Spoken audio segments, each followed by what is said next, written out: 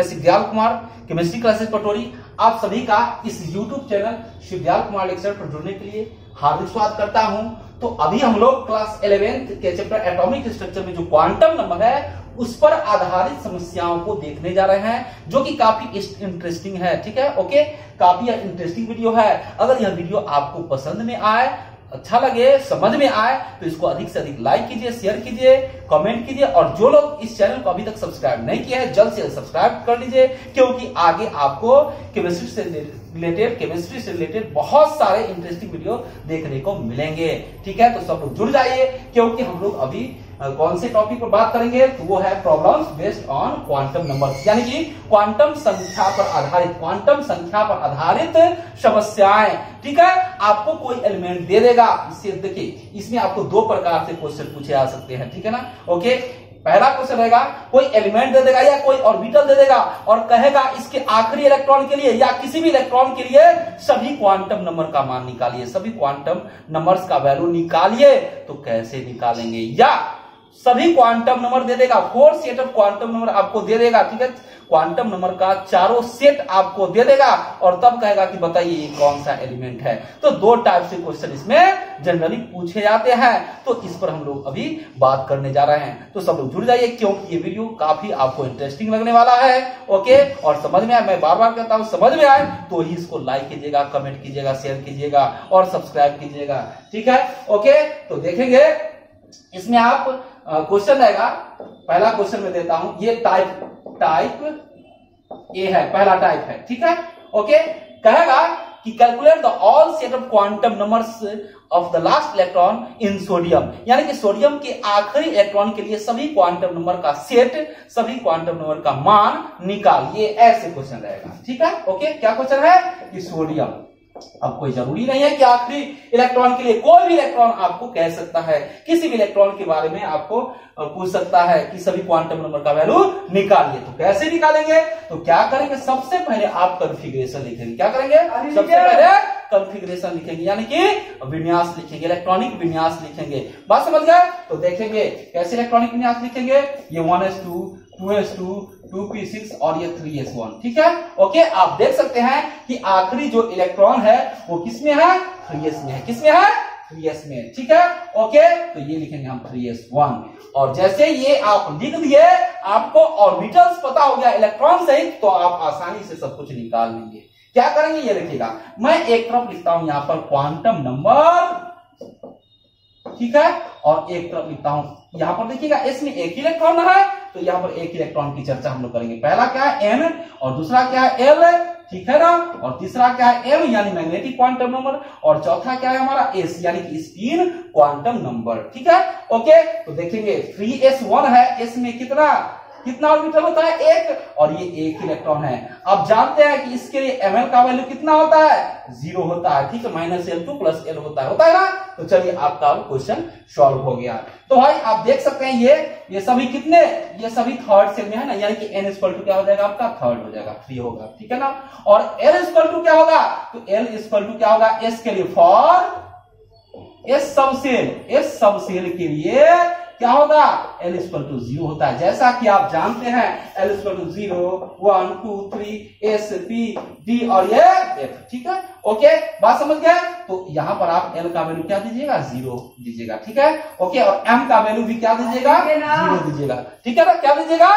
0 दीजिएगा। और s का वैल्यू ऊपर की ओर है, इसमें क्या देंगे आप? +½ क्या देंगे? +½ ओके, बात समझ गए? ठीक है, तो यही आपका क्या हो गया? आंसर हो गया। बात समझ में? यानी कि सोडियम के आखिरी इलेक्ट्रॉन के लिए सभी सेट ऑफ क्वांटम नंबर क्या होगा? तो n = 3, l = 0, m = 0 और s = +½ ये हमारा आंसर हो जाएगा। ठीक है, ओके। और देखेंगे आप दूसरा क्वेश्चन मैं देता हूं कि नाइट्रोजन के आखिरी इलेक्ट्रॉन के लिए सभी क्वांटम नंबर का मान आप निकालिए। नाइट्रोजन है, ठीक है, ओके। तो नाइट्रोजन है भाई, तो सबसे पहले क्या करेंगे? कॉन्फ़िगरेशन। तो 1s2 2s2 और 2p3 यही ना होता है। ठीक है, तो 2p3 ऑर्बिटल है आखिरी में, तो क्या लिखेंगे हम? 2p3 ऐसे लिख दिए।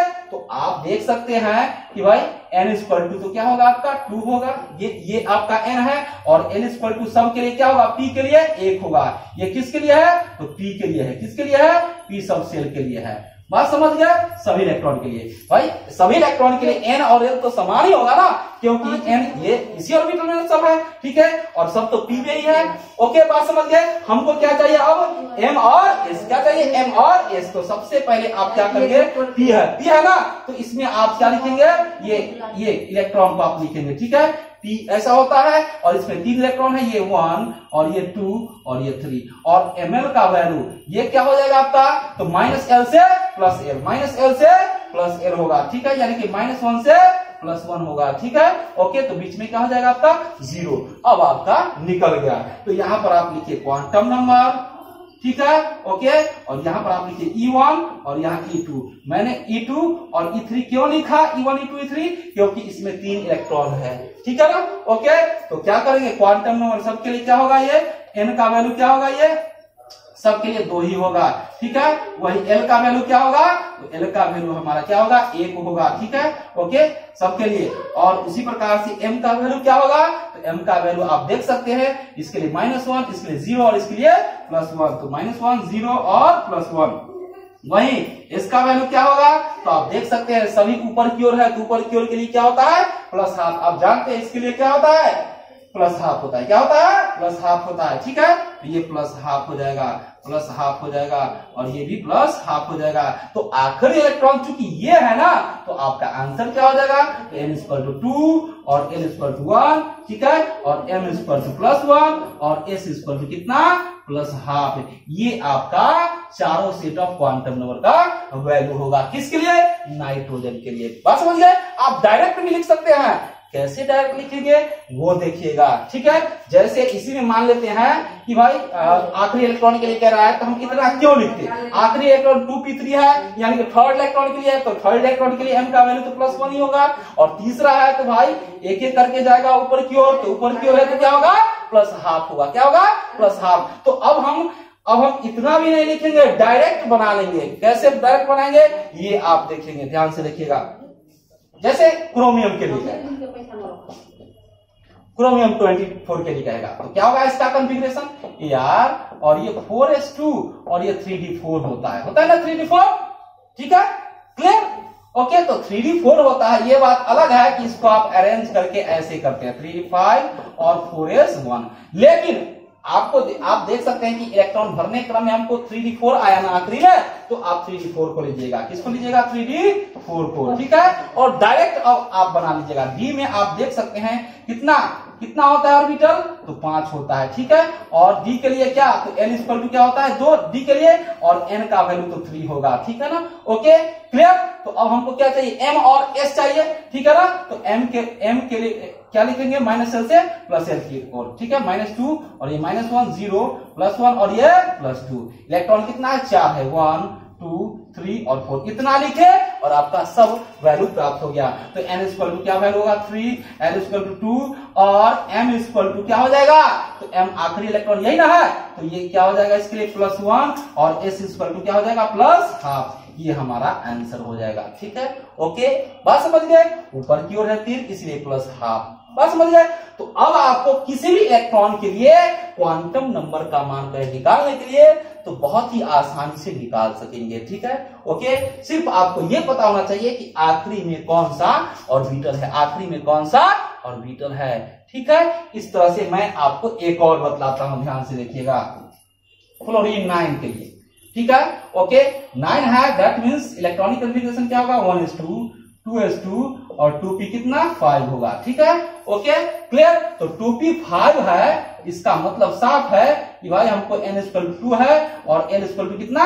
1 है। p के लिए क्या होता है? 1 होता है, ठीक है ना, ओके। l का वैल्यू, ठीक है ना, जैसा कि अभी आपको यहाँ पर लिखा गया था 0 1 2, ठीक है, और ये 3, तो s p b और f होता है ना, बस समझ गए। तो देखिएगा ये तो 2 आंसर तो पहले ही आपको प्राप्त हो गया, और p में आप जानते हैं कितने ऑर्बिटल होते हैं? 3 ऑर्बिटल होते हैं। तो ml का वैल्यू -l से +l, यानी -1 से कितना? +1, और यहाँ 0, 5 इलेक्ट्रॉन है, तो इलेक्ट्रॉन भरिए 1, ये 2 और ये 3 और ये 4th और ये फिफ्थ। ठीक है, ओके। चलिए तो अब लिखिए m का वैल्यू, आखिरी इलेक्ट्रॉन आपका ये है ना, ये ना है पांचवा इलेक्ट्रॉन, तो ये किस में है, जीरो वाला में है, तो जीरो हो जाएगा।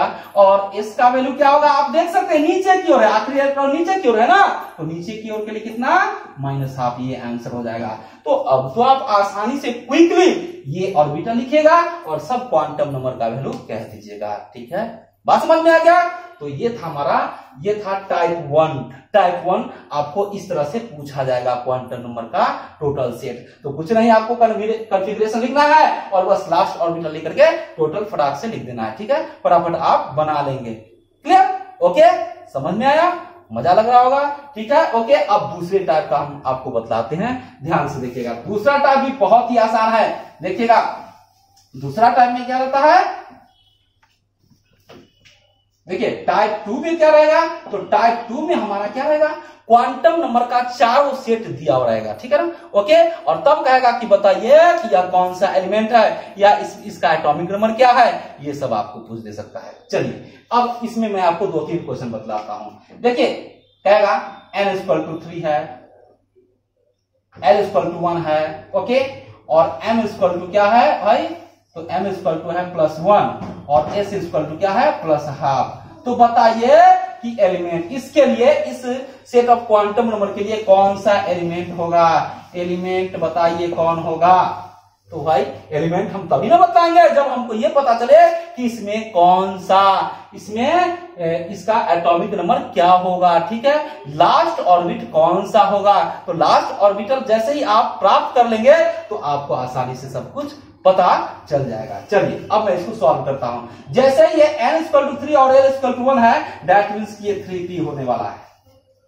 ओके, समझ गए, ये n ठीक है, और l 1 के लिए क्या होता है, p होता है, p होता है ना, ये हो गया 3p है। चलिए अब 3p में कितना इलेक्ट्रॉन है ये आप नहीं जानते हैं, तो कैसे जानेंगे ये आप देखिएगा। आप जानते हैं कि p में कितने हैं, तो 3 ऑर्बिटल होते हैं। और ये भी आप देखिए कि भाई s का वैल्यू +12 है, +12 है मतलब ऊपर की ओर इलेक्ट्रॉन रहने वाला है, और m का वैल्यू +1 है। तो सबसे पहले m का वैल्यू आप लिख लीजिए यहाँ पर, ये -1 0 +1, इसका मतलब इलेक्ट्रॉन इसमें रहने वाला है, और s+12 मतलब ऊपर की ओर रहने वाला है, इसका मतलब ये ना होगा, और ये तभी होगा जब इसमें एक इलेक्ट्रॉन भर चुका होगा, तभी तो ये होगा ना। Clear, okay. और जैसे ही ये आप प्राप्त कर लिए, इसका मतलब कि भाई 3p में कितना इलेक्ट्रॉन है, 3 है। क्लियर, समझ गए, ओके। नहीं समझ में आया तो मैं आपको फिर से बतलाता हूं। देखिए ये यहां पर इलेक्ट्रॉन क्यों छोड़े, क्योंकि आप देख सकते हैं m का वैल्यू +1 है, +1 है, इसलिए इलेक्ट्रॉन यहां पर ड्रॉप कर दिए। ठीक है ना, ओके, क्लियर। और ऐसे ही क्यों, नीचे क्यों नहीं, तो s का वैल्यू भाई +12 है ना, +12 है मतलब यहीं तक इलेक्ट्रॉन रहेगा। ठीक है, जैसे यहां से उल्टा आप रखिएगा तो -12 ना हो जाएगा, और यहां पर चूंकि +12 है इसलिए यहां ये इलेक्ट्रॉन छोड़ दिया गया ऐसे। ठीक है, ओके, मतलब 3p3 होगा, और 3p3 जैसे ही होगा तो भाई इससे पहले कौन कौन ऑर्बिटल आता है, तो 1s2 2s2 2p6 और 3s2 आता है ना 3p3 से पहले। ये तो आपका लास्ट ऑर्बिटल है ना, लास्ट ऑर्बिटल का रहता है। ठीक है, लास्ट ऑर्बिटल का लास्ट इलेक्ट्रॉन का रहता है, तो इससे पहले तो आप जानते हैं कि इतना ऑर्बिटल होता है।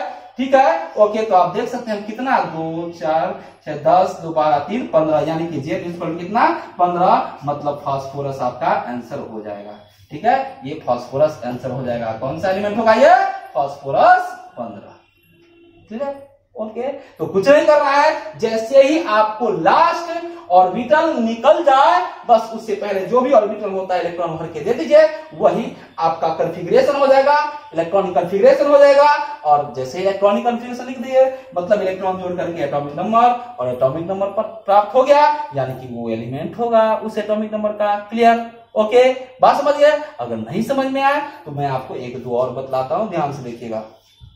देखिए n क्या रहेगा 3, और l 0 और m 0, ठीक है, और s कितना -12। तो बताइए कि भाई कौन सा एलिमेंट होने वाला है, ये क्वेश्चन रहेगा। ठीक है, तो बताइए कि एलिमेंट कौन है। ठीक है, ओके, वो ऐसे ही बनेगा। तो भाई आप जानते हैं 0 यानी कि कितना, क्या s है ना, तो ये कौन सा ऑर्बिटल होने वाला है आपका 3s। अब 3s1 है कि 3s2 है ये आपको पता नहीं है, तो ये पता चलेगा m के वैल्यू से और s के वैल्यू से। s में आप जानते हैं कि एक ही ऑर्बिटल होता है, और इसके लिए ml का वैल्यू 0 ही होता है ना। चाहे दोनों इलेक्ट्रॉन, चाहे पहला हो या दूसरा इलेक्ट्रॉन हो, ठीक है ना। चलिए, तो अब आप देख सकते हैं m क्या है, s क्या है, -12 है, मतलब ये और ये होना चाहिए, ठीक है ना। आखिरी इलेक्ट्रॉन आपका ये ना है, तो आखिरी इलेक्ट्रॉन ये है, दैट मींस s का वैल्यू -12 है, तभी तो ये है ना, क्लियर। और ये प्राप्त हो गया, मतलब क्या हो गया आपका, ये 3s2, क्या हो गया 3s2, ठीक है। 3s ऐसे कितना, 2 इलेक्ट्रॉन। और जैसे ही आप ये देख लिए तो 3s से पहले कौन कौन आता है, तो 1s2, 2s2, 2p6 और उसके बाद ही ना 3s2 आता है। मतलब आप देख सकते हैं कि इसका एटॉमिक नंबर कितना है, 4, 6, 10, 2, 12, यानी कि मैग्नीशियम आपका आंसर हो जाएगा, क्लियर, ठीक है, समझ में आ रहा होगा। तो एक और आप देखेंगे, n = 3, l = 2, m = -2 और s = कितना, चलिए -12 लिख देता हूं, ठीक है, ओके। तो कहेगा बताइए कि कौन सा एलिमेंट होने वाला है इस सेट ऑफ क्वांटम नंबर के लिए, ठीक है। तो चलिए, ये 2 है, मतलब क्या होगा, d होगा, d होगा ना, ठीक है। तो मतलब कौन सा ऑर्बिटल होने वाला है हमारा, 3d, ओके।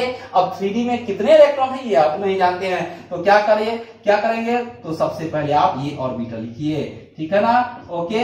और आप ml का वैल्यू दीजिए, कहां से कहां तक, तो -l से +l तक, -2 से कितना, +2 तक, ठीक है, ओके। तो ये -1, ये 0 और ये +1 होगा, ठीक है। अब आप देखेंगे कि m का वैल्यू -2 है, मतलब इलेक्ट्रॉन यहीं पर रहेगा, ठीक है ना, ओके। और चूंकि s -12 है, -12 है, मतलब ये होने वाला है, तो ये कब होगा, जब सब में एक इलेक्ट्रॉन भर जाएगा, तभी तो ये होगा ना, ठीक है। उल्टा तो क्या करेंगे आप, ये इस प्रकार से इलेक्ट्रॉन भर देंगे, है ना, ओके, बात समझ गए, तभी तो ये आखिरी इलेक्ट्रॉन होगा ना, ठीक है, ओके। तो अब आप देख सकते हैं कि डी में कितने इलेक्ट्रॉन भर गए, 2, 2, 4 और 2, 6, यानी कि 3d कितना हो गया, 6 हो गया, क्या हो गया, 3d 6 है। और आप जानते हैं कि 3d 6 से पहले कौन कौन ऑर्बिटल आता है, तो 1s2, 2s2, 2p6, 3s2, 3p6 और 4s2, और 4s के बाद ही ना 3d आता है, ठीक है। तो अब आप इलेक्ट्रॉन जब जोड़ेंगे तो कितना आएगा, तो देख सकते हैं आप कि Z = कितना आएगा, 26 आएगा, जोड़ लीजिएगा, ठीक है ना, यानी कि लोहा यानी कि आयरन आपका आंसर हो जाएगा, ठीक है, ओके। तो इस तरह से आपको यदि टाइप 1 का क्वेश्चन दे या फिर टाइप 2 का, तो बहुत ही आसानी से आप सॉल्व कर लेंगे और बहुत ही तेजी से क्विकली आप सॉल्व करेंगे, ज्यादा लिखने की आवश्यकता आपको नहीं पड़ेगा, ठीक है। तो इस तरह से क्वांटम नंबर से रिलेटेड जो भी क्वेश्चंस होते हैं आप आसानी से सॉल्व कर लेंगे। आपको अब टेलीग्राम चैनल पर बहुत सारे क्वेश्चन का सेट दिया जाएगा, जिसको आप सॉल्व करेंगे, तब आपको क्वांटम नंबर से रिलेटेड जो भी समस्याएं होंगी वो दूर हो जाएगी, ठीक है, ओके, समझ गए। तो सभी लोग जो लोग इस चैनल को सब्सक्राइब नहीं किए हैं, जल्द से जल्द सब्सक्राइब कर ले, ओके। और यह वीडियो आपको समझ में आया तो अधिक से अधिक लाइक कीजिए, शेयर कीजिए, कमेंट कीजिए, समझ गए, ओके। तो आज के लिए इतना ही, धन्यवाद।